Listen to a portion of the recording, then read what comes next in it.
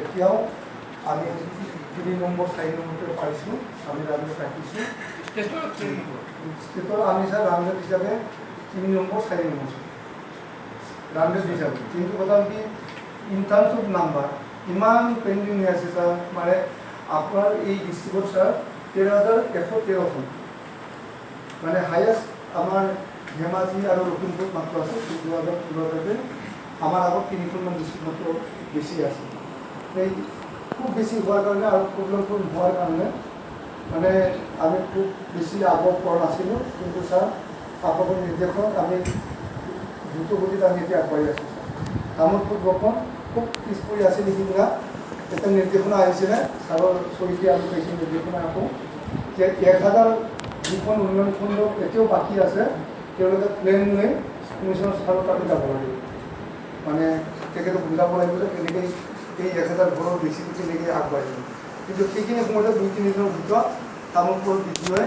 সেইখিনি পাৰিলে 1000 তলত সোমাই আনিলে আমি চিঠি লিখিলোঁ মাজলৈ বিচাৰিলোঁ যে আমাক অলপ সময় দিয়ক আৰু বেছি আগবাঢ়ি যাব কিন্তু ইতিমধ্যে আমি 1000 তলত আনিলোঁ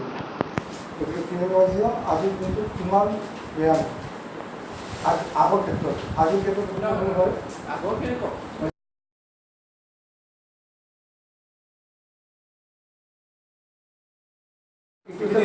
ইয়াৰ সংগতি মই ক'ব লাগিব MGNRটো আপুনি কৰিলে ক'লে স্থান পালে তাৰপিছত PMAY ইনকমপ্লিটবিলাক তেতিয়া 31 মাৰ্চৰ ভিতৰত কিমান কমপ্লিট কৰিলে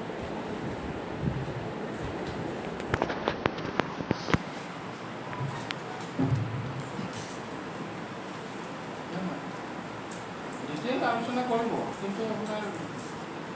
যোৱা মিটিঙত যিখিনি অবজেকশ্যন আছিলে সেইখিনি ক্লিয়াৰ কৰিছে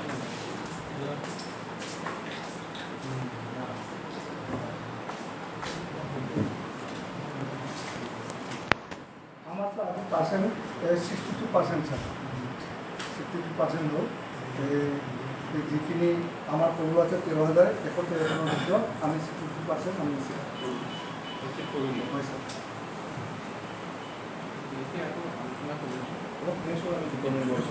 এতিয়া ICDSৰ এটা অবজেকশ্যন আছিলে ICDSৰ ডিপাৰ্টমেণ্টৰ এগেইনষ্টে এটা আছিলে Social welfare চাওঁ তেওঁ আনাচিডিটিছ আছে তেওঁ ৰিপ্ৰেজেণ্টেটিভ আছে কোন আছে দত্তদেৱ আছে না দত্ত নাই স্যার কি আছিলে রিপোর্ট করেছে তেওঁ লৈ আনি পেলাই থৈ গৈছিল দত্ত সুনীল নেক্সট কথা